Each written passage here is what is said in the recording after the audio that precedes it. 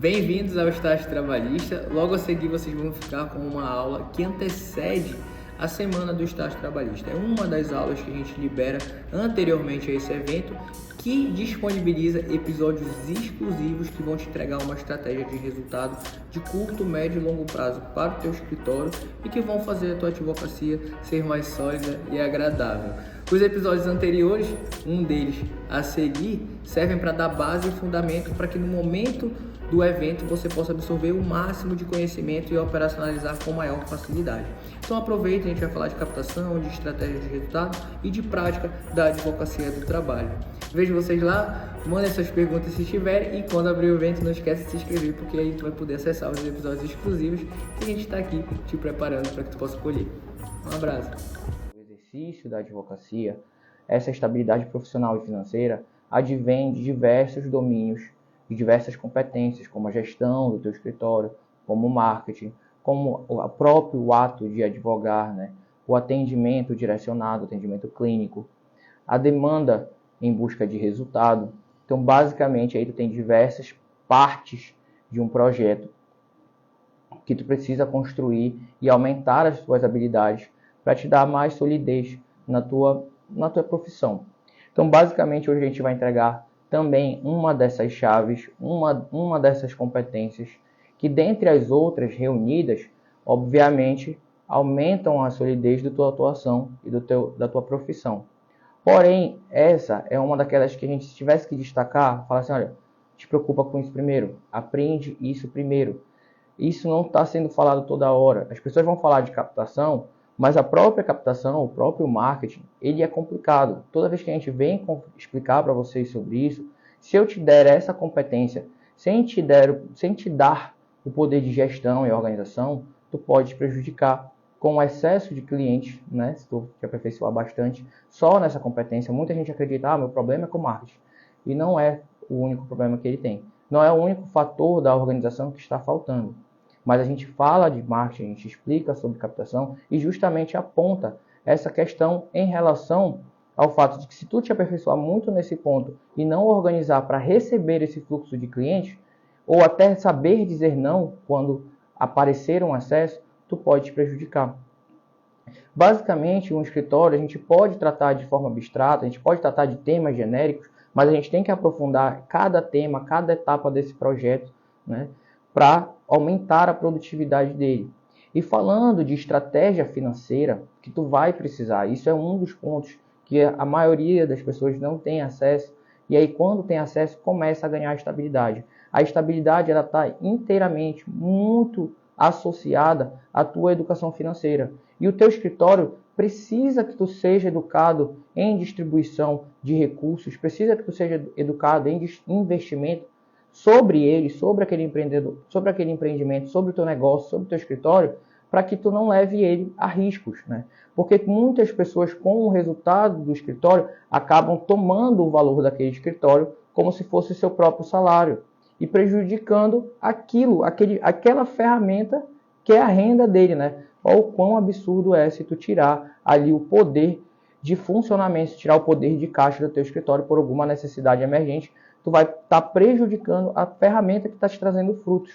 Então a educação sobre isso é muito importante. A educação sobre como organizar esse escritório, como distribuir a renda e como tornar produtivo cada etapa para que a gente tenha menores custos e maiores rendimentos. Sempre trabalhando com avanço de investimento quando a gente já está solidificado naquele ponto para poder ir para outro patamar. Sabendo que a influência e a chegada aí desse novo patamar, desse novo ciclo que vocês vão tentando cada vez mais melhorar, vocês vão poder absorver. Não adianta dar um salto e não poder absorver esse salto. É a mesma coisa como eu expliquei agora no início da aula. Se eu dou um salto em marketing e eu não sei absorver as pessoas que vão chegar, eu posso me prejudicar. Se eu dou um salto e não sei filtrar as pessoas, os clientes que vão entrar em contato comigo, já que a gente já falou aqui em outras aulas que nem todo mundo é teu cliente, né? A qualificação do cliente depende muito ali do público ao qual tu está tentando atingir. Então ele tem ali requisitos para realmente se tornar o teu cliente. Então financeiramente, né, aquilo que vai deixar a tua atividade lucrativa, a gente tem dois atos básicos que a gente sempre tem que estar de olho. Não usar custas desnecessárias.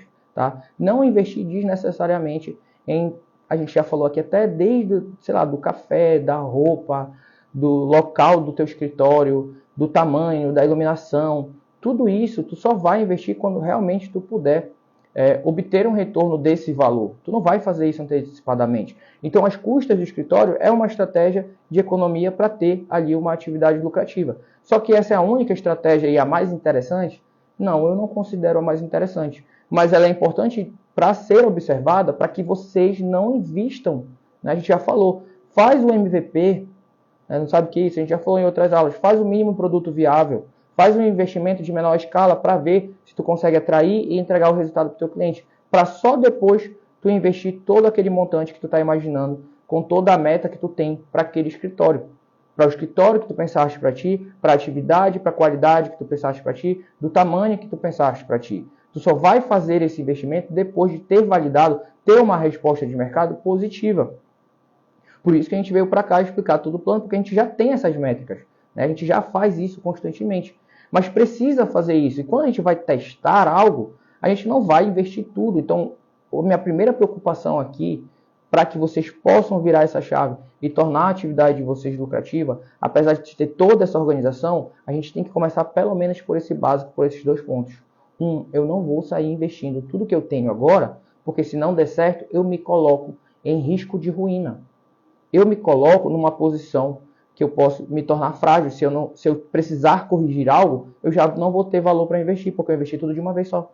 Porque eu queria antecipar o resultado logo.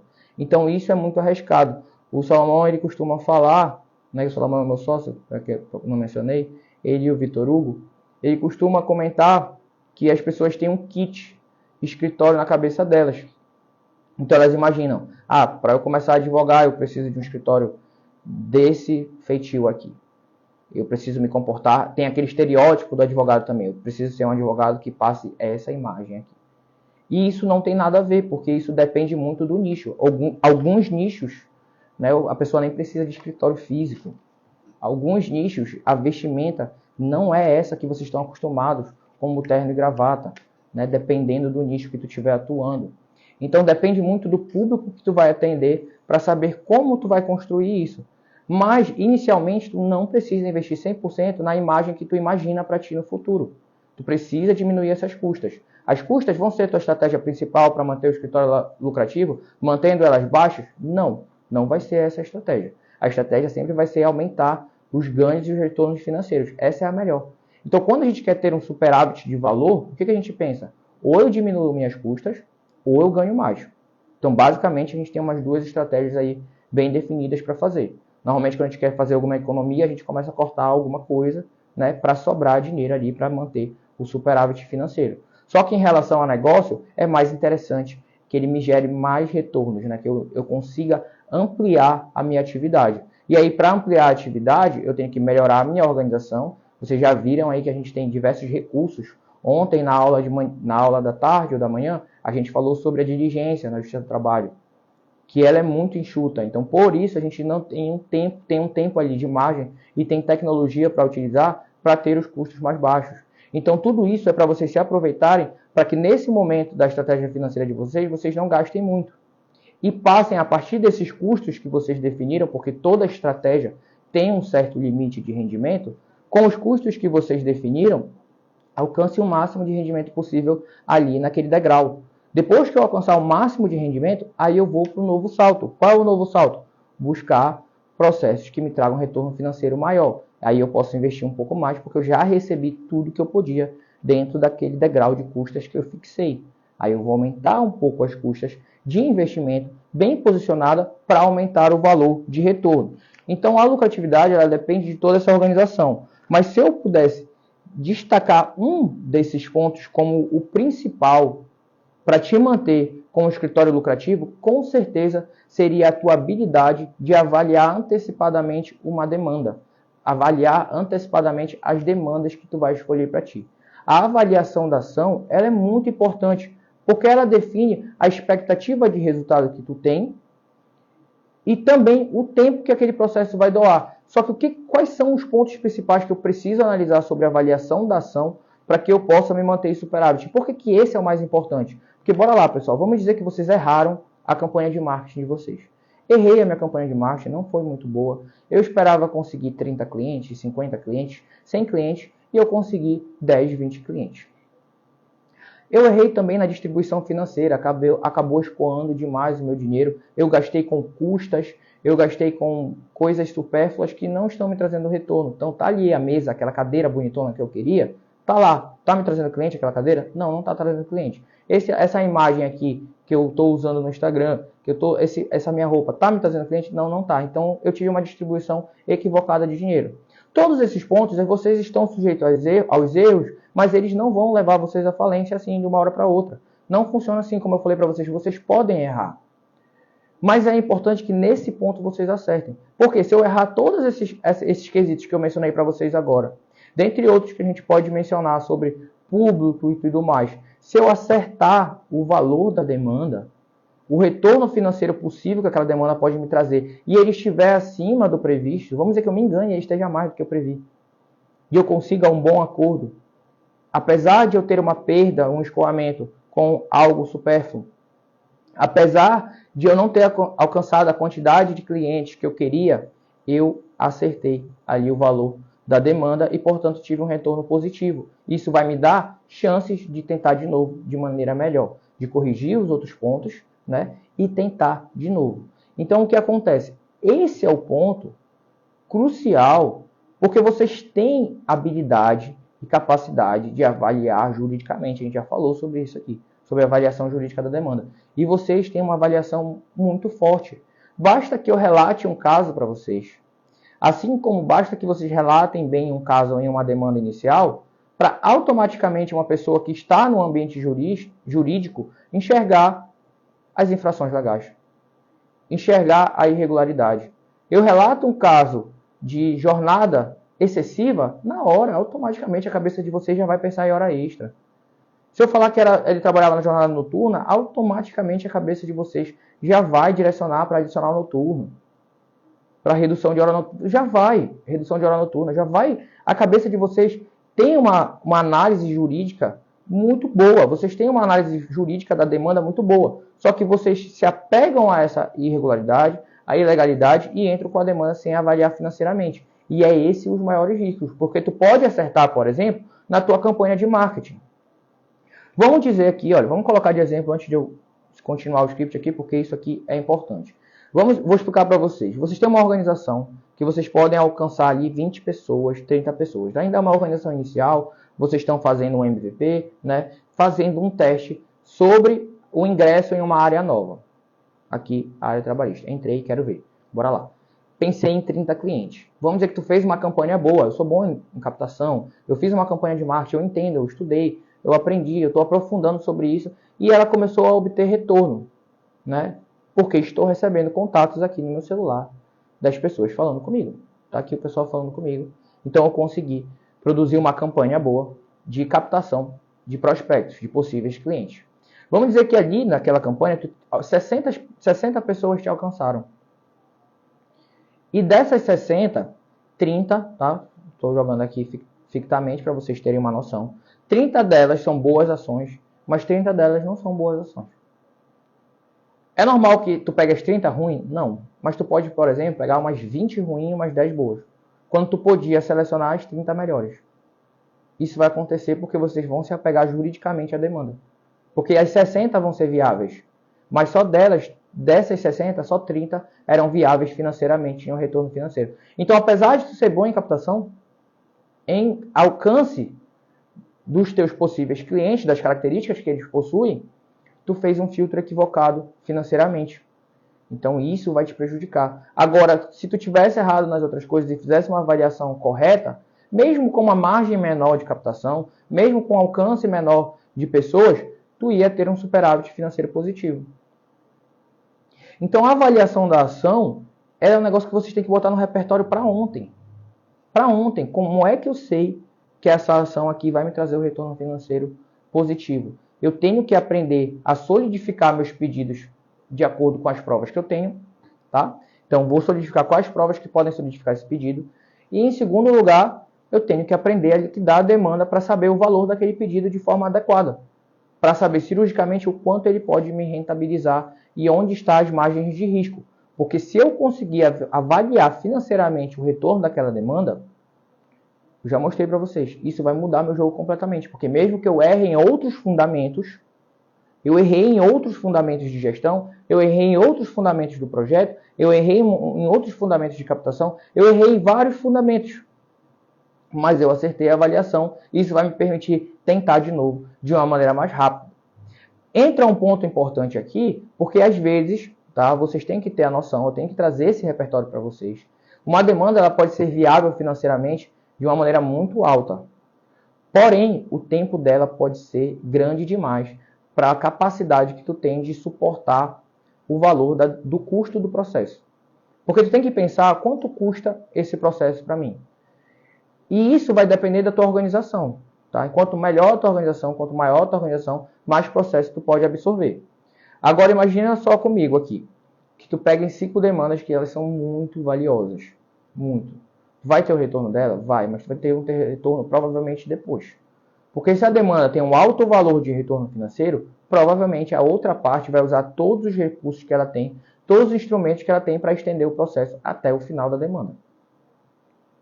Então isso também tem que entrar na conta quando vocês quiserem pensar em um escritório lucrativo de resultado rápido, de resultado basicamente imediato. Vocês têm que pensar que vocês têm que avaliar a demanda, não vou deixar de pegar essa demanda, óbvio, mas vocês têm que ter noção que ela vai vir posteriormente. Então eu tenho que conseguir demandas que eu consiga, com a solidez, com o vulto dela, obter retorno positivo, mas também em curto e médio prazo. Não só em longo prazo. Então não basta simplesmente falar assim, não vou aprender. Porque sabe por quê? Eu falo assim, você tem que aprender a avaliar financeiramente a demanda. Porque isso pode salvar teu escritório. Aí sabe o que vocês escutam daí? Vocês escutam assim, só vou pegar a demanda se for 1 milhão. Se for 500 mil. Aí o teu escritório não se sustenta. Por quê? Porque vai demorar para sair essa demanda. Até lá tu vai ficar só custeando, investindo, aumentando o risco, aumentando o custo, aumentando posteriormente o gasto daquele processo com esse período. É uma estratégia válida? É. Mas tu tem que parar com isso, de querer pegar um atalho, sabe? Olha, avalia bem a demanda que isso pode salvar. Então eu só vou pegar a demanda alta. Se for nessa aqui, mediana e boa, que poderia me trazer o resultado logo, não vou pegar porque eu não sei. Porque o Lindemann falou que eu tenho que pensar só no retorno financeiro ali, que isso vai me salvar. Vai, mas tu tem que te aperfeiçoar para tu poder não perder dinheiro em ciclos menores. Porque tu poderia estar recebendo ali e não estar recebendo porque tu ficou preguiça de aprender sobre a avaliação da demanda. Porque tu achou difícil demais esse negócio de liquidação trabalhista, esse negócio de cálculo trabalhista. E aquilo é uma exigência exagerada do tribunal. A gente não está nem aí para a condição da ação e pressuposto processual. Não é por isso que a gente vem falar aqui de liquidação trabalhista, por conta de condição da ação e pressuposto processual. A gente vem falar porque esse repertório vai te ajudar a financeiramente manter o teu escritório estável, porque tu vai enxergar a demanda com o valor de possível retorno que ela pode te dar. E assim tu vai ter mais segurança sobre o quanto tu vai ganhar lá no final. A gente mostrou para vocês, falando sobre o honorário de resultado, que a gente recebe 30%, é um percentual. Então não consigo metrificar porque é percentual. Claro que consegue. Quanto é 30% de 20 mil? 6 mil. Tu não sabe? É óbvio, dá pra gente prever isso daí. Não é uma coisa apagada. Só que como é que eu vou saber que aquela demanda vale 20 mil? Porque eu me aperfeiçoei na avaliação da ação. Então, avaliar a demanda é uma competência necessária e imediata que vocês têm que ir atrás de aprender. Vocês têm que continuar aqui participando para colher essas informações, porque isso pode salvar vocês. Essa é uma parte da gestão, é uma parte do teu projeto de negócio que vai fazer muita diferença. Que vai fazer tu não deixar de receber demandas que são benéficas. Né? A gente sabe disso, por isso que na semana do evento do estágio trabalhista, a gente dá uma demanda paradigma para vocês, a gente explica lá, olha, essa é uma demanda paradigma, vocês podem utilizar ela como parâmetro. Se eu ainda não sei aperfeiçoar a minha avaliação, segue ela de parâmetro. O que estiver abaixo dela não pego, o que estiver acima e naquele piso eu pego. Então na semana do estágio trabalhista vocês vão ter acesso a isso. Mas é para se limitar a isso? Claro que não. Vocês têm que aumentar o repertório de vocês de avaliação justamente para poder pegar demandas que vão trazer esse retorno financeiro, né? Ainda que em algum outro requisito tu tenha falhado. A exemplo do marketing, exemplo das outras etapas que eu te mostrei que influenciam o negócio, quando a gente vai operacionalizar e quer aumentar o rendimento. Então, a avaliação da ação, vocês já entenderam o poder que ela tem de salvar vocês. Vocês já entenderam que ela pode pode manter o teu escritório em superávit financeiro, ainda que vocês falhem em alguns outros requisitos. E ela vai te dar margem para tentar de novo. Então, isso é muito importante, porque como eu disse para vocês, errar é normal. Avaliei errado a demanda, uma ou outra, tudo bem. Mas isso não pode ser uma constante. Tu não pode deixar para sorte. Você não pode deixar para sorte o seu negócio. Não sabia que esse cliente não era tão bom. Descobri agora. Tu não pode fazer isso. Tu tem que profissionalizar isso daí, tá? 3 requisitos que eu vou separar para vocês avaliarem a organização, o tempo, o que vocês vão dedicar e não deixar o escritório de vocês descer para a margem de rendimentos passivos maiores que ativos, né? Então a gente precisa aí de ativos maiores. E a gente já determinou aqui que a nossa estratégia inicial não vai ter custos altos para não prejudicar as tentativas, para poder exercer mais vezes a chance, a oportunidade de testar a nossa gestão, de testar o nosso projeto. Então não inventem de gastar 100% do dinheiro que vocês têm hoje. Eu nem tenho dinheiro. Pô, faz o plano então. Porque tu vai poder juntar com alguém que vai poder investir. Porque o que falta para ti é conhecimento sobre operacionalizar as etapas da tua profissão. Se tu conseguir mostrar isso para alguém, eu tenho certeza que tu vai arranjar um parceiro que pode dividir as competências contigo. A gente já falou aqui, já tem uma aula aí, uma live aberta sobre sociedade, né? Os meus sócios entraram aqui na live agora. E nesse dia que eu estava fazendo essa live, eu estava explicando sobre como é a divisão da responsabilidade. E, por exemplo, como a gente não faz 2 coisas ao mesmo tempo. Cada um faz uma coisa justamente para aumentar a produtividade disso. E aí, quando tu tem um plano de negócio, tu consegue dividir melhor isso, tá bom? E o que a gente vai utilizar aqui de estratégia é justamente a tentativa aqui de aumentar. Se for para errar, bora errar para mais. Mas toma cuidado para não atuar com preguiça e deixar de tentar avaliar a demanda de forma mais cirúrgica possível. E simplesmente abandonar isso para só apostar em demandas de alto valor, porque elas tendem a demorar mais e aí tu vai ter que suportar as custas. A gente não está trabalhando aqui com custas menores. Então, se eu estou falando para a gente trabalhar com custas enxutas e tu começa um processo que ele é de longo prazo, obviamente o tempo vai influenciar nas custas e tu vai ter custas maiores. Então, essa atenção tem que estar aí, tem que ter um certo equilíbrio, tá? Não dá para abandonar, não dá para assim, só vou ganhar mais dinheiro e esquece o que eu estou gastando. Eu devia me escutar quando eu falo isso. Mas bora lá. Então, o que eu preciso de vocês? Que vocês determinem um ticket mínimo. Qual o teu ticket mínimo? A de sugestão aqui, usa o que a gente está entregando para vocês. 3 mil. Mas eu não tenho tanto tempo, eu não tenho oportunidade, eu não tenho tanto espaço. Então usa o ticket de 6. Tá? Mas determina um ticket aí a partir do que tu quer, né? Saudades acordo parcial. Gente, acordo parcial é sensacional. Quando a gente chama a demanda de alto valor, a gente já teve aqui, o Salomão está falando, a gente já teve aqui acordos parciais e a demanda continuou prosseguindo com o restante do valor remanescente, né? Isso é uma coisa muito rara, mas a gente viveu. E isso advém do quê? Da solidez da demanda. Porque como ela está sólida, aí a gente consegue produzir acordos parciais para não aplicar a multa do 467. Por que alguém fez acordo parcial? O advogado estava doidão? Não. É porque ele queria eliminar o 467. E a gente queria receber logo as verbas em controvérsias. Deixa as outras que são controversas para continuar no processo, né? E que terminou de forma frutífera. Mas então, vocês vão ter um ticket aí mínimo para determinar quando vão receber o cliente. Por quê? Para não cair nesse erro de quando alcançar 60 pessoas, tu atender 20 ruins e 10 boas. Tu vai ter uma régua ali para ele falar assim, olha, essa galera aqui eu não vou atender. Essa aqui eu vou atender. Tá? Isso é importante, porque se tu não faz isso, tu pode prejudicar, como a gente mencionou anteriormente. Tem que avaliar o tempo do processo. Agora, qual o vulto dessa demanda? Demandas em torno de 60 a 100 mil que estão bem liquidadas, elas tendem a possível solução antecipadamente por acordo ou por um processo de resolução mais rápida, já que não aparenta aí por esse valor, né, uma matéria de difícil, uma matéria de grande discussão. Agora, ultrapassou isso, a gente já vai avaliar o tempo de forma diferente. Então, são as 3 coisas que tu vai analisar. Primeiro, quanto aquela demanda pode me trazer de retorno, já que eu sei quanto o valor de condenação eu estou atrás e eu sei o meu percentual de honorários. Então, se eu estou vendo que o valor em verbas, né, aquilo que é líquido ao reclamante, está equivalente a um valor superior a 50, 60 mil, eu já sei fazer o percentual de honorários que eu posso receber dali. Pronto, é muito simples. Tá? Não vou continuar me debruçando sobre isso, não. Mas vocês já entenderam que vocês vão avaliar o ticket a partir do valor que vocês estão pretendendo em condenação, das provas que você tem, e vai tirar ali o valor de honorários. Sempre avaliem, sempre direcionem a atenção de vocês a essa atenção aos honorários. Não é só, eu vou subir para discutir mais 5 mil reais. Pensa, são 5 mil que tu vai discutir, tu vai mesmo subir para o segundo grau por conta de 5, 4 mil reais? Porque aí tu está subindo, aumentando o decurso do prazo de encerramento do processo por honorários de 1.500 e por resposta ao cliente em 3.500. Então tu não pode ver esse valor global. A gente não analisa a demanda por valor global. A gente avalia ela discriminadamente daquilo que está mais sólido, daquilo que tem mais risco, para avaliar realmente o quanto ela pode trazer de retorno.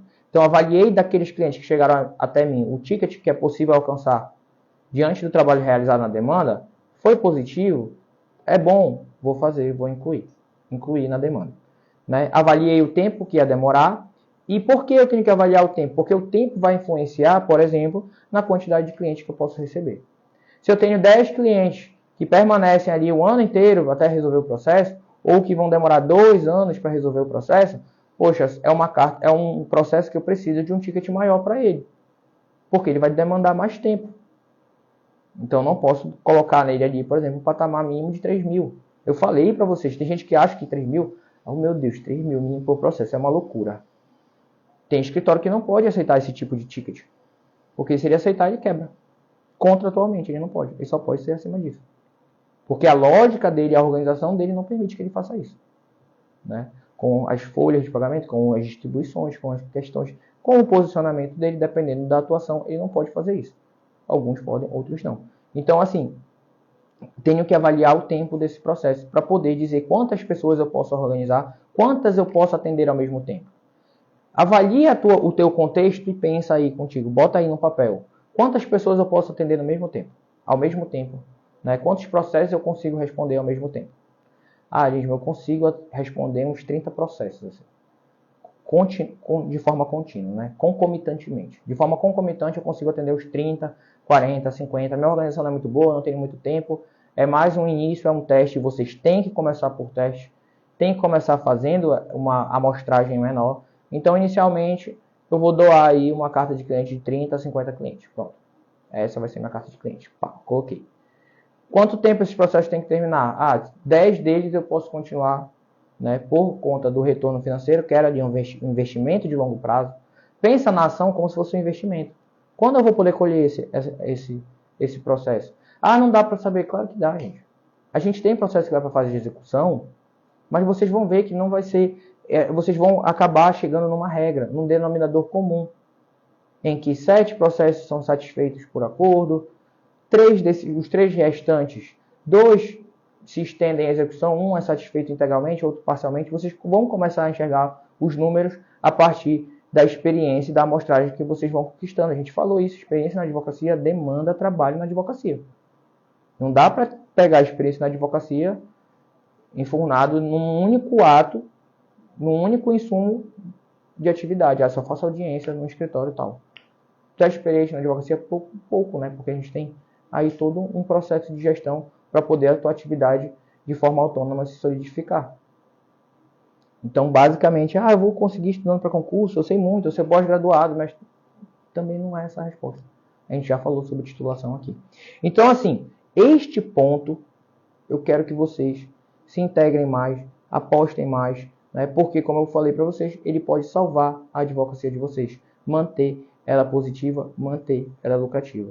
É uma chave muito importante que, quando tu enxerga, dá uma amadurecida. Né? Isso aí, com certeza, amadurece a tua atividade.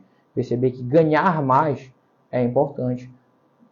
E aí a gente fala assim, parece besteira, parece abstrato. Não, mas vamos ter os requisitos e aí tu vai poder corrigir as demais questões. Só que vocês falam assim, não é óbvio. Se fosse um produto. Mas como é serviço, vocês têm dificuldade de avaliar. E aí, como vocês têm dificuldade, você acaba abandonando. Ah, não, a gente vai ver no final. Não faz isso, porque tu vai botar a sorte no teu empreendimento. Tu vai botar a sorte no teu escritório. Não faz isso. Te aprofunda para poder avaliar a demanda e poder entrar com ela não só pela viabilidade jurídica, mas também pelo retorno financeiro e pelo pagamento da atividade que tu está exercendo. Então, essa chave aí, ela tem esses... Sabe, a chave não tem aqueles dentinhos? É como essa chave de avaliação da demanda tem esses 3 pontos.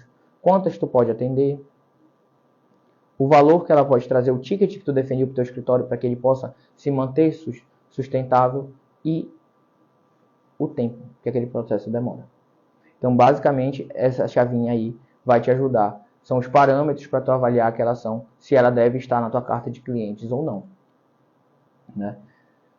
Essa é a chave. Tá? Isso daí vai ajudar muito vocês, isso vai manter o histórico de vocês lucrativo, ainda que vocês estejam aprendendo. E como vocês estão aprendendo, relaxa. Ah, não fazia isso, não avaliava isso, não tem pressa, vocês estão aprendendo. Tá bom?